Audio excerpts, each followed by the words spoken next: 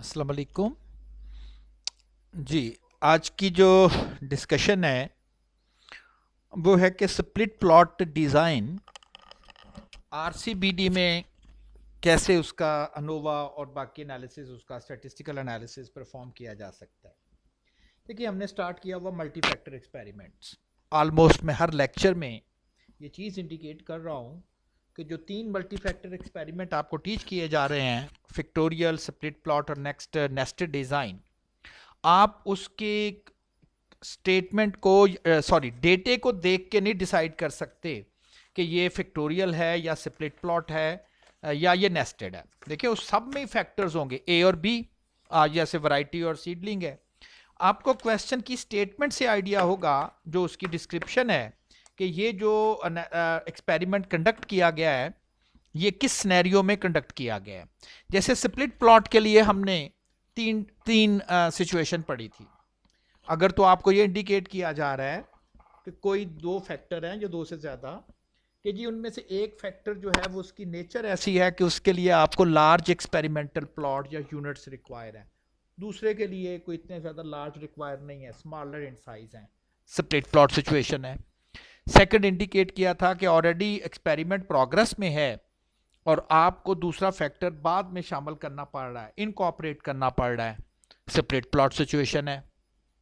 और तीसरा हमने कहा था कि आपको दो फैक्टर तो स्टडी करने हैं, बट आपकी रिक्वायरमेंट ये है कि आप कहते हैं जी कि हमें ज़्यादा एक्यूरेट रिजल्ट चाहिए with less error, more accuracy require है एक फैक्टर के लिए, और दूसरे फैक्टर के लिए कोई इतनी ज़्यादा एक्यूरेसी जो है वो हमें रिक्वायर नहीं है। जैसे होता है ना, बाज़ औक़ात आप कोई काम के सिलसिले में जाते हो तो आप कहते हो जी मेन मेन टारगेट तो मेरा ये काम है, ये काम मैंने मेनली करना है, ठीक, साथ अगर ये भी हो जाए तो दैट्स ओके, लेकिन ज़्यादा मेरा जो कंसर्न है वो ये काम है, साथ दूसरा भी हो जाए तो दैट्स ओके। तो बिल्कुल ऐसे ही हम कहते हैं हमारा जो मेन कंसर्न है, यानी कि ज़्यादा एक्यूरेसी के साथ हमने परफॉर्म करना है, वो आपने करना है एक फैक्टर, और दूसरे फैक्टर के मतलब अगर इतने ज़्यादा एक्यूरेट रिजल्ट ना भी आए, यानी कि उसमें अगर एरर ज़्यादा भी आ जाता है, तो देन आप कहेंगे कि ये तो स्प्लिट प्लॉट में ही पॉसिबल है। ठीक, आज का जो हमारा कंसर्न है कि अगर ब्लॉक डिज़ाइन हो, एक्सपेरिमेंटल मटेरियल होमोजीनियस नहीं है, उनको ब्लॉकिंग करके उनको मटेरियल को कंट्रोल करना है, तो फिर हम स्प्लिट प्लॉट में अपना जो आरसीबीडी एनालिसिस जो है वो किस तरह से परफॉर्म करेंगे, बिल्कुल सीआरडी की तरह। सिर्फ और सिर्फ इतना फ़र्क है, अगर मैं नोवा टेबल की बात करूं, सिर्फ इतना फ़र्क है कि यहाँ पर जो आपके पास अनोवा टेबल आएगा, ये जो अनोवा टेबल है, ये सिर्फ और सिर्फ अगर मैं ये ब्लॉक यहाँ से काट दूं तो रह जाएगा main plot treatment, main plot error, split plot treatment, interaction error to a total CRD. और अगर ये ब्लॉक कंसिडर कर लिए जाएं तो ये आरसीबीडी एनालिसिस हो जाएगा। बस इतना ही सा फर्क है इसमें कि ये आरसीबीडी एनालिसिस हो जाएगा। अगर आप सीआरडी एनोवा की बात करें तो ये सीआरडी था, main plot, main plot error, split plots, interaction, split plot error और टोटल। यहां पर अगर मैं ब्लॉक का वर्ड लिख देता हूं तो ये आरसीबीडी एनालिसिस हो जाएगा, आरसीबीडी एनालिसिस। दूसरा जो फर्क आएगा कि मैंने जो मेन प्लॉट एरर कहा था, मैंने कहा था ये basically replicate into main plot की जो फैक्टर है उसकी इंटरेक्शन होती है। यहां पर भी रेप्लिकेट की बजाय क्या वर्ड लिख दिया, ब्लॉक, और मेन प्लॉट में क्या है, वैरायटी, और ये उसकी इंटरेक्शन है। अब क्वेश्चन ये है कि मैंने एक्सपेरिमेंट है क्या, पहले ये पढ़ते हैं। A researcher was interested to compare 4 varieties of wheat। एक फैक्टर वैरायटी है और वो उसके 4 लेवल्स है, variety 1, variety 2, variety 3, variety 4, at 3 different seeding rates. तो सीडिंग रेट्स किस हिसाब से उनको आपने सीड जो है उस किस रेट से आपने यूज करना, 3 डिफरेंट सीडिंग रेट भी कंसर्न है, कौन सी वैरायटी बेहतर है और किस सीडिंग रेट को अगर आप यूज करेंगे तो हमारा कंसर्न होगा कि हमें ज्यादा यील्ड मिले as compare to this one, कौन सी वैरायटी और किस सीडिंग रेट पे। An experiment was conducted in RCBD with 4 varieties in main plot and 3 seeding rate in sub plot. बड़ा क्लियर बताया गया मेन प्लॉट में कौन है और सब प्लॉट में कौन है। यहां से नहीं देखा मैंने इधर से देखा है। अब बार बार स्टूडेंट क्वेश्चन भी यही कर रहे होते हैं कि जी कैसे अंदाजा होगा, तो अब भी रिपीट कर रहा हूं, बिल्कुल आपको डेटा तीनों का एक जैसा ही होगा, बिल्कुल एक जैसा ही होगा। आपको क्वेश्चन की स्टेटमेंट इंडिकेट कर रही होगी कि ये फैक्टोरियल है, सेपरेट प्लॉट है, ये बड़ा क्लियर है मेन प्लॉट और सब प्लॉट का कॉन्सेप्ट। तो यहां पर शायद इस रिसर्चर को ज्यादा एक्यूरेसी रिक्वायर्ड थी सीडिंग रेट के लिए। याद रखना है, जिसके मुतल्लक ज्यादा एक्यूरेसी रिक्वायर हो that should be in a smaller plot, सब प्लॉट। मेन प्लॉट में वो फैक्टर स्टडी किया जाता है जिसके मुतल्लक आपको लेस इंफॉर्मेशन रिक्वायर हो, ज्यादा एरर आ जाए, क्योंकि मेन प्लॉट साइज में बड़े हैं। मैंने इस डेटे को देख के नहीं कहा, उसने मुझे कहा कि seeding rate in sub plot और varieties in the main plot, और ये डेटा दिया। 4 ब्लॉक्स हैं, 1 2 3 4, वैरायटी 1, वैरायटी 2, वैरायटी 3, वैरायटी 4, और 3 सीडिंग रेट्स जो हैं वो उसने मेंशन है। और ये जो उनकी यील्ड आ रही है वो मेंशन है। सबसे पहले तो हमारी इंटरेस्ट है कि हम प्रॉपर्ली एनोवा बना सकें। ब्लॉक डिजाइन है, ब्लॉक का जिक्र है, ब्लॉक आएंगे। अब मेन प्लॉट पहले आना है, तरतीब में मेन प्लॉट पहले, और मेन प्लॉट में चूंकि वैरायटी है तो वैरायटी जो है वो मैंने मेन प्लॉट में प्लेस की। साथ ही एरर 1 कह दें या मेन प्लॉट एरर कह दें। वो जो एरर है वो बेसिकली इंटरेक्शन है किस किस की, ब्लॉक की और वैरायटी की। तो मैंने जरा ब्रैकेट में भी लिख दिया ताकि हमें कैलकुलेशन में थोड़ा आसान रहे। सीडिंग रेट को मैंने एस के साथ लिखा, it is in a split plot, और फिर इन दोनों की इंटरेक्शन आ जाएगी। And then error 2। ये जो एरर 2 है आप समझ लें, इनके लिए ये वाला एरर और इनके लिए ये वाला एरर, एरर 1। तो ये आपके पास है। पहला काम तो होगा सही तरह से इनका डीएफ लिखना, डिग्रीज ऑफ फ्रीडम। वैरायटी के 4 लेवल्स हैं, 4 multiply by the level of seeding rate 3 multiply by the number of blocks 4, ये बन जाते हैं 48। 48 माइनस 1 47, ये तो क्लियर हो गया। अब आ जाते हैं ब्लॉक की डिग्री ऑफ फ्रीडम पे। नंबर ऑफ ब्लॉक्स -1, 4 ब्लॉक है, -1 3 डीएफ आ जाएगा। Variety, number of varieties -1, 4 varieties है, -1 3 डीएफ आ जाएगा।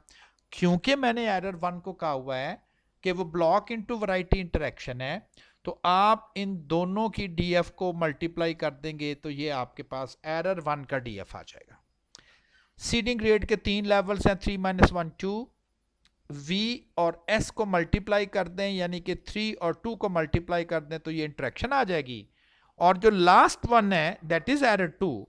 अब आपके पास 2 ऑप्शंस हैं, या तो आप इस फार्मूले को याद कर लें कि ये जो एरर 2 है ये बेसिकली सीडिंग रेट का है, आप उसको मल्टीप्लाई कर दें ब्लॉक के साथ, क्लियर, और साथ लिख दें जो मेन प्लॉट पहले ही आ चुका है, इसके लेवल्स को साथ ही लिख दिया गया। ऐसा नहीं तो आप क्या करेंगे, इन सब को ऐड कर लें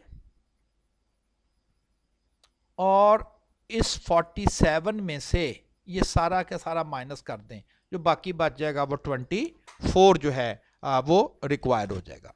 जैसे ये अगर आप जमा करते हैं 3 और 3 6 और 9 15 16 और 17 और 25 25 और 24 जो है अगर आप इसको 3 और 3 6 6 और 9 6 7 8 17 और 6 23, एक्चुअली 23, 23 ये है और 24 ये है, और इनको जब ऐड करेंगे तो ये 47 कंप्लीट हो जाएगा। ठीक है ना।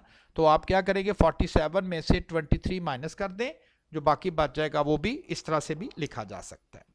अब आते हैं इनके टेबल से सम ऑफ स्क्वायर्स कैलकुलेट करना। आपने टेबल्स बनाने हैं, सब टेबल्स 2 बनेंगे। जो जो टेबल में इंटरेक्शन आती है ना उसका टेबल बनेगा। एक तो टेबल बनेगा ये वाला चूंकि ये इंटरेक्शन है, और एक टेबल बनेगा ये वाला। बेसिकली ये ब्लॉक इनटू वी इंटरेक्शन है, इसकी मदद से आप जब block into V interaction calculate करेंगे बेसिकली आप क्या कैलकुलेट करेंगे, आप एरर 1 की कैलकुलेशन जो है वो कर लेंगे। तो पहले मैंने वैरायटीज इनटू ब्लॉक का सब टेबल बना लिया, जिसमें से क्या क्या आ जाएगा, वैरायटीज के सम ऑफ स्क्वायर आ जाएंगे, ब्लॉक्स के आ जाएंगे, और फिर वैरायटी इनटू ब्लॉक इंटरेक्शन भी आएगी। तो मुझे ब्लॉक के भी चाहिए, वैरायटी के भी चाहिए, ब्लॉक इनटू वैरायटी के भी चाहिए। तो ये तो 3 कैलकुलेशंस हैं, ये इसी सब टेबल से आ जाएंगे। सब टेबल एक साइड पर वैरायटीज के लेवल रख ले, किसी भी साइड पर रख सकते हैं, कॉलम में भी रख सकते हैं, it may be in the row. दूसरी साइड पे ब्लॉक्स लिख दे। तो ब्लॉक 1 वैरायटी 1, ये टोटल लिखा गया। देखते हैं ब्लॉक 1 वैरायटी 1 कहां पर है। देखिएगा ये ब्लॉक 1 है, ये जो सारी की सारी रीडिंग है ये वाली, ये किस वैरायटी की है, ये वैरायटी 1 की है। Block 1 variety 1। देखिए सीडिंग रेट का तो नहीं जिक्र कर रहा। आप कहें सर वो तो सीडिंग रेट 1 की है, वो 2 की है, वो 3 की है, अभी 4, अभी उसका तो जिक्र ही नहीं हो रहा। वो तो ब्लॉक का जिक्र हो रहा है या उस ब्लॉक में वैरायटीज का। तो ब्लॉक 1 वैरायटी 1, इन सबको टोटल करेंगे तो ये वाला फिगर 285.32 आ जाएगा। तो ये जो सारा फिगर है वो 285.32 आ जाएगा। नेक्स्ट है ब्लॉक 2 एंड वैरायटी 1। देख ले ब्लॉक 2 एंड वैरायटी 1, ये सिर्फ ये वाली वैरायटी 1 है, ये तो वैरायटी 2 है, ये नहीं देखना, ये नहीं देखना और ये नहीं देखना। इस तरह से आप ये सारे का सारा टेबल जो है जो कि 16 सेल्स बनेंगे, जो कि 4 लेवल वैरायटी के हैं, 4 ब्लॉक हैं, तो ये एक्चुअली 16 सेल्स हैं। ये वाले ये 16 सेल्स बनेंगे और फिर इनसे आपने अब इनके टोटल्स कर लेने। इससे क्या क्या कैलकुलेट होगा, अगर ब्लॉक के टोटल्स यूज करेंगे ये वाले, तो आपके पास ब्लॉक का सम ऑफ स्क्वायर आ जाएगा। अब आपको पता है कि ये जो टोटल है जिसको आप स्क्वायर करके सम कर रहे हैं, ये 12 ऑब्जर्वेशंस का ये टोटल है। आपको पता कैसे फाइंड करना है, मैं फिर रिपीट कर देता हूं। V एक फैक्टर है, S दूसरा फैक्टर है, नंबर ऑफ रेप्लिकेट को R का नाम दे दें। ये ब्लॉक, इसमें से ये ब्लॉक है, इसको माइनस काट दे बीच में से। वैरायटी के 4 लेवल हैं, सीडिंग रेट के 3 लेवल है, 4 इंटू 3 12 बनता है। आप नोट कर रहे हैं कि ये 12 क्या चीज़ है, ये जो ऑब्जर्वेशन या ये जो टोटल आप यूज़ कर रहे होते हो, वो बेसिकली कितनी ऑब्जर्वेशन का टोटल होता है, ये आपको इसमें रिक्वायर होता है। तो आपने इससे ब्लॉक का सम ऑफ स्क्वायर कैलकुलेट कर लिया। This is the block sum of square. Total आपको पता कैसे करना है, वो मैं रिपीट नहीं कर रहा, आप पहले भी आप जानते हैं कि कैसे टोटल करना है। अब आ जाता है वैरायटी, तो वैरायटीज के टोटल यूज कर लें ये वाले। भाई देखिए नाम में सब कुछ रखा हुआ है, वैरायटीज के सम्स को स्क्वायर करना, तो ये वैरायटीज के सम इधर को नहीं है, ये है, ये वैरायटीज के सम्स है। तो मैंने वैरायटीज के सम को क्या किया है, स्क्वायर। अब ये सम कितनी ऑब्जर्वेशन का है, V S R, चूंकि वैरायटी के लिए कर रहे हैं, V को इसको काट दें, ये आपके पास 3 है और नंबर ऑफ ब्लॉक जो हैं वो 4 है, 4 इंटू 3 12। तो मकसद क्या है कि ये जो टोटल है ये कितनी ऑब्जर्वेशंस का टोटल आ रहा है। 2 कैलकुलेशंस हो गई। अब जो तीसरी कैलकुलेशन हमें करनी है वो करनी है ब्लॉक इनटू वैरायटीज इंटरेक्शन।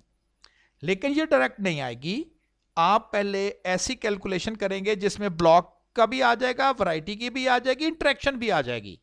फिर उसमें से आपने ब्लॉक और इंटरेक्शन वैरायटी माइनस कर देंगे, जो बाकी बचेगा वो इंटरेक्शन की आ जाएगी।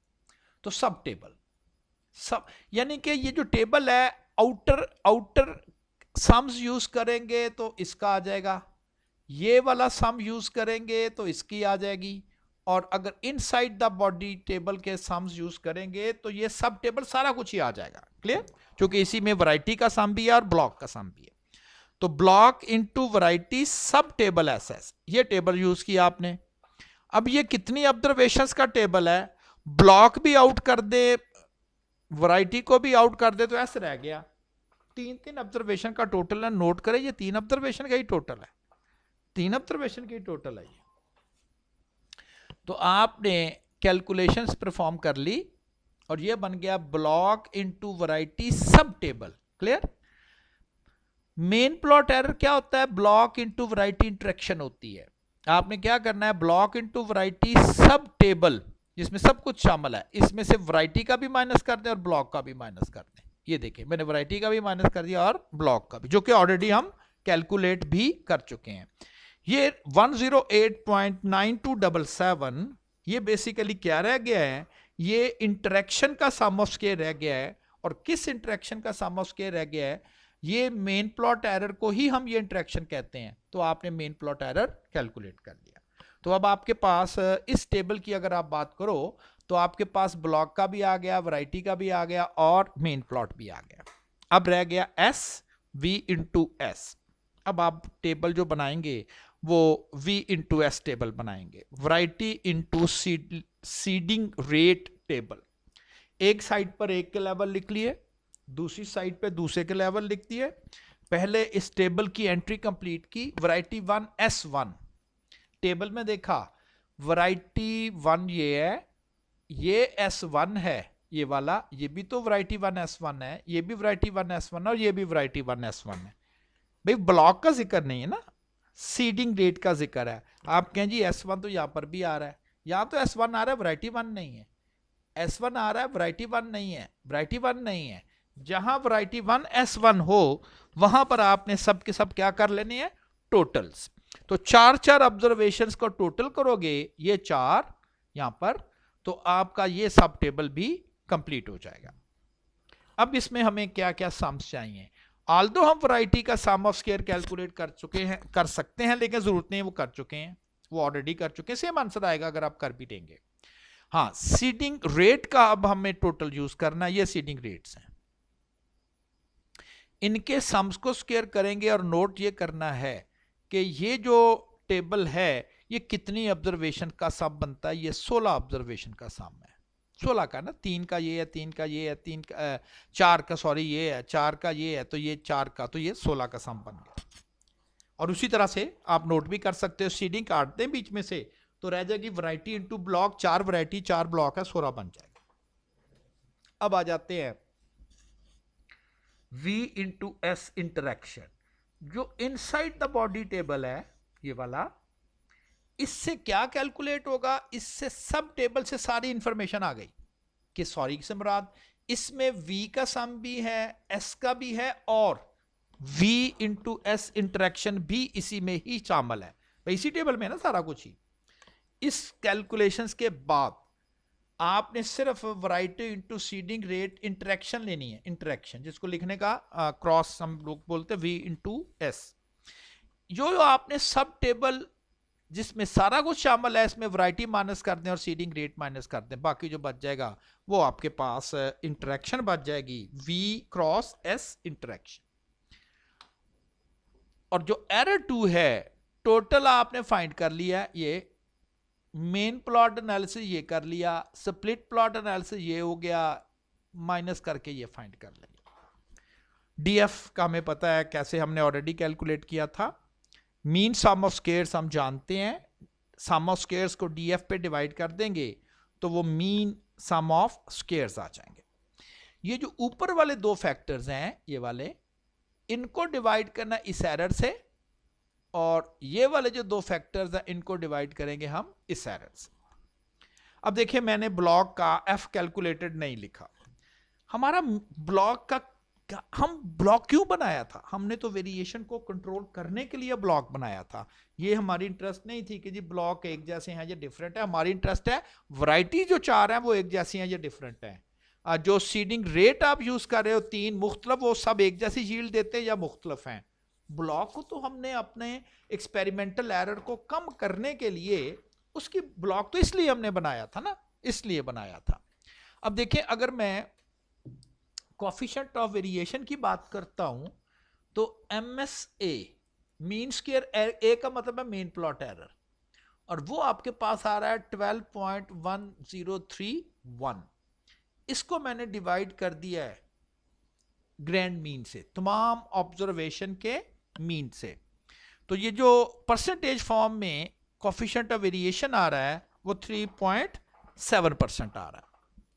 अगर आप बी एरर्स की बात करोगे, स्प्लिट प्लॉट एरर की बात करोगे, वो आपके पास आ रहा है 7.5046, और इसको अगर आप ग्रैंड मीन से डिवाइड करोगे, ग्रैंड मीन तमाम ऑब्जर्वेशंस का मीन, वो बनता है 2.91।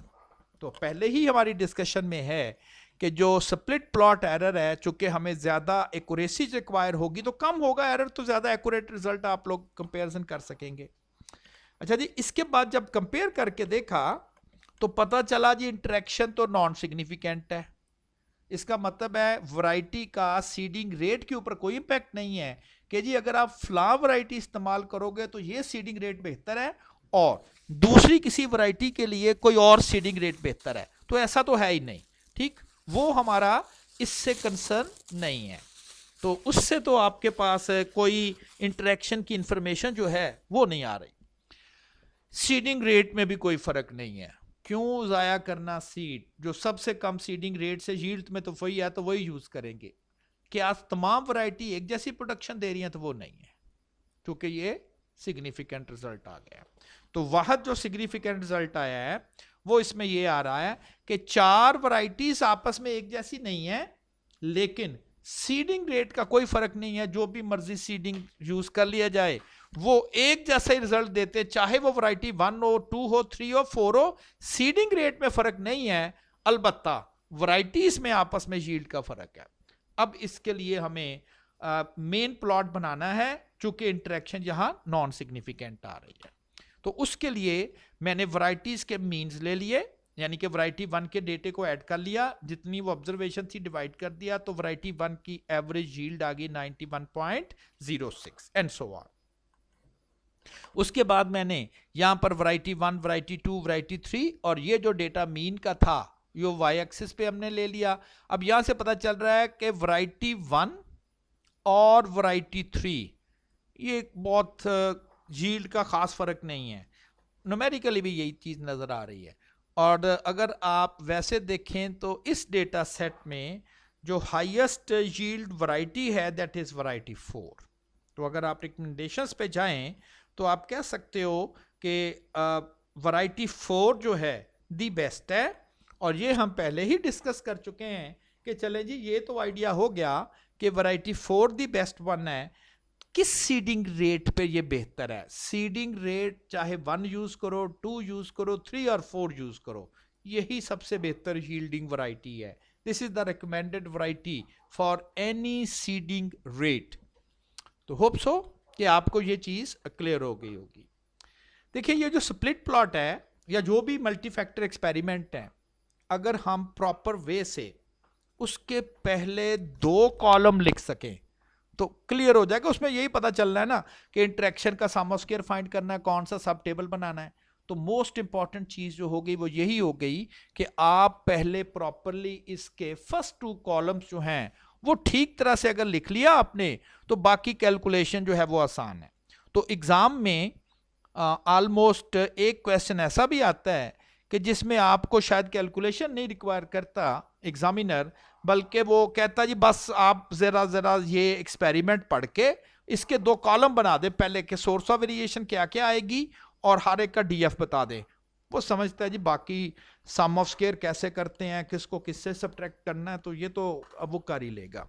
तो मैंने जरा इसका जनरल अनोवा बना दिया। अगर कहता है सीआरडी डिजाइन हो, सीआरडी 2 फैक्टर्स हो तो फिर कैसे बनेगा, और अगर ये 3 फैक्टर का सीआरडी हो स्प्लिट प्लॉट में तो किस तरह से। देखिए इनमें एक सिस्टमैटिक सा वे चलता है। एक तो हमें यह समझना है कि मैंने ए बी लिखा हुआ है, लाजमी नहीं है कि ए को आपने उधर ए बी, वहां कभी वैरायटी सीडलिंग आ जाता है, तो जो पहले लिखा गया है इसका मतलब वो मेन प्लॉट है, जो बाद में लिखा गया है इसका मतलब वो जो फैक्टर है वो स्प्लिट प्लॉट में है। ए जितने ए के लेवल है -1 E1, ठीक, आपने रेप्लिकेट -1 लिखना है और उसके साथ मल्टीप्लाई कर देना जो जिसका ये एरर है, ये ए का एरर है, तो ए के लेवल मल्टीप्लाई बाय R-1, फिर दूसरा फैक्टर बी आ गया B-1, ये इंटरेक्शन आपको पता है ए और बी को मल्टीप्लाई कर दे, और इसकी इंटरेक्शन आ गई। एरर 2 सबट्रैक्शन से भी बिल्कुल आप ले सकते हो। और अगर आपने नोटेशनली लिखना है तो r-1, क्योंकि ये b का एरर है तो b-1, और इसके अलावा और कौन सा फैक्टर इस एक्सपेरिमेंट में, वो सर a भी है तो साथ a को आपने मल्टीप्लाई कर देना। ठीक, इसी पैटर्न को आप देखिएगा, मैं 30 फैक्टर के लिए भी रख रहा हूं। 3 फैक्टर का मतलब है split plot. Yes I know कि मैंने इसका न्यूमेरिकल तो नहीं आपको कराया, लेकिन आपको इसका पैटर्न पता होना चाहिए कि जी एनोवा टेबल में क्या क्या लिखेंगे। ए जो है वो मेन प्लॉट में है, साथ ही मेन प्लॉट एरर आ गया, ये एक पोर्शन कंप्लीट हो गया। बी सब प्लॉट में है, साथ उसकी इंटरेक्शन भी आएगी और सब प्लॉट एरर आ गया, खत्म। तीसरा फैक्टर सी आ गया, यानी कि मेन प्लॉट, सब प्लॉट, सब प्लॉट, और ये तीसरा पोर्शन भी यहां पे खत्म हो गया। ये मेन प्लॉट है, ये सब प्लॉट एनालिसिस है, और ये सब प्लॉट एनालिसिस है। पैटर्न देखिएगा, नंबर ऑफ रेप्लिकेट्स -1, इसके अलावा कौन आ रहा है जी, इसके ऊपर कौन आ रहा है, ए है, ए साथ लिखते हैं। बी का पता है b-1, a-1, b-1 का पता है।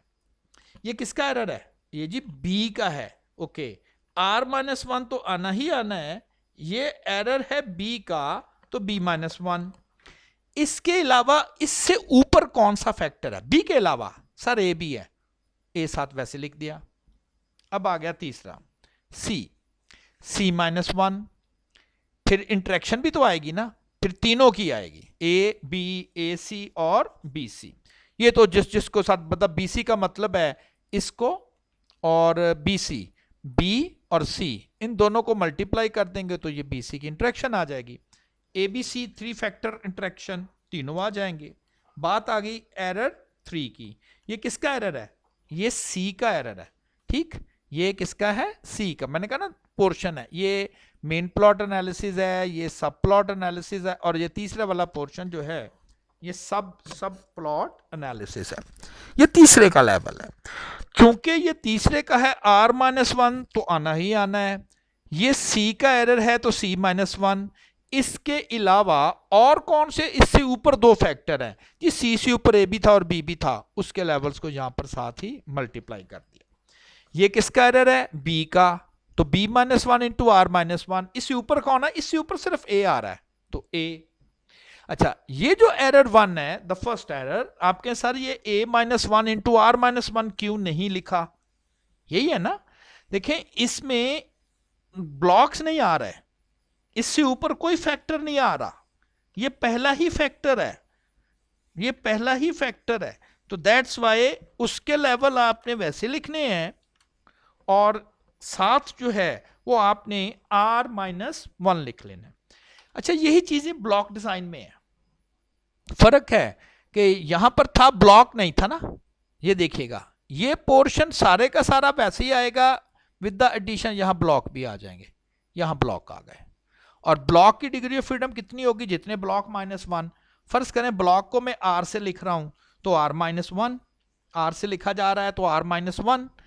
अच्छा, सेकंड जो है वो एरर 1 का फर्क आएगा। हाँ, यहां पर चूंकि एरर 1 क्या चीज होती है, पढ़ चुके हैं, ब्लॉक और मेन फैक्टर की इंटरेक्शन होती है, तो इनकी इंटरेक्शन का इनको मल्टीप्लाई कर दें। अगर इनकी ये इंटरेक्शन है तो इनको मल्टीप्लाई कर दें। और सिमिलरली ये एक एनालिसिस समझ लें यहां तक कंप्लीट हो जाएगा, ये वाला। इसके बाद बी, ए बी और एरर 2 वो उसी तरह से आ गया। फर्क जो यहां पड़ेगा वो यहां पर पड़ जाएगा कि आपके पास जो मेन प्लॉट है, अब वो ब्लॉक भी एज एन मेन प्लॉट में एनालिसिस में चले जाएगा, जिसकी वजह से एरर 1 फर्क पड़ जाएगा। ठीक, अगर ये मैं एरर को खत्म कर दूं, एक ही एरर रहने दूं, तो ये फैक्टोरियल एक्सपेरिमेंट इन RCBD बन जाएगा। याद है ना, उसमें एक ही एरर होता है। सिमिलरली अगर 3 आ जाएं, ये एक पोर्शन, द सेकंड वन, फर्क पड़ेगा जो एरर में वो सिर्फ और सिर्फ यहां पर आएगा बस। बाकी ये देखिएगा वो CRD में भी ऐसे लिखा था, A into B minus one R minus one यही आएगा, A into B minus one R minus one. ये भी ऐसे ही है, A B into C minus one R minus one, A B into C minus one R minus one, और फर्क सिर्फ और सिर्फ यहां पर आ जाएगा कि ये A into R minus one into eight minus one. तो होप सो कि अगर आपको एग्जाम में आता है कि ये दो फैक्टर्स हैं या तीन फैक्टर्स हैं, इनको आपने स्प्लिट प्लॉट अनोवा लिखना है, और दो कॉलम्स का मकसद क्या होता है, हम कहते हैं कि अगर स्टूडेंट्स को इस चीज का आइडिया है तो वो बाकी भी कैलकुलेशन कर सकता है, वो इसके लिए कोई इतना मुश्किल काम नहीं है। मेन प्लॉट जो ऊपर रखा जाता है, नाम से ऐसे नजर आता है मेन प्लॉट का मतलब ये होता है कि जिसमें हमारी मेन इंटरेस्ट होती, नहीं, ये अपोजिट समझ लें। मेन प्लॉट में वो फैक्टर रखा जाता है जिसमें हम लेस इंटरेस्टेड होते हैं, क्योंकि मेन प्लॉट बड़ा होता है, और जब बड़ा प्लॉट है उसमें एरर के चांसेस जो हैं वो ज्यादा होंगे। तो जिसमें हमारी इंटरेस्ट है, जिसमें हम लेस एरर हमें रिक्वायर है, वो हम स्प्लिट प्लॉट में रखेंगे। पहले आपने मेन प्लॉट फैक्टर रखना है, ये मेन प्लॉट फैक्टर है ए, इसका मतलब है इसमें हमारी इतनी इंटरेस्ट नहीं थी, हमारी इंटरेस्ट बी फैक्टर में थी, क्योंकि वो स्प्लिट प्लॉट में आ रहा है। क्लियर? तो इस तरह से आप ये चीजें जो हैं वो फैक्टर जो हैं वो प्लेस कर सकते हैं। तो नेक्स्ट इंशाल्लाह अगर टाइम बचा अवेलेबल हुआ तो फिर नेस्टेड डिज़ाइन का भी कुछ जो लेक्चर है वो मैं इंशाल्लाह अपलोड कर दूंगा। क्लियर जी? ओके जी, फिर अल्लाह हाफिज़।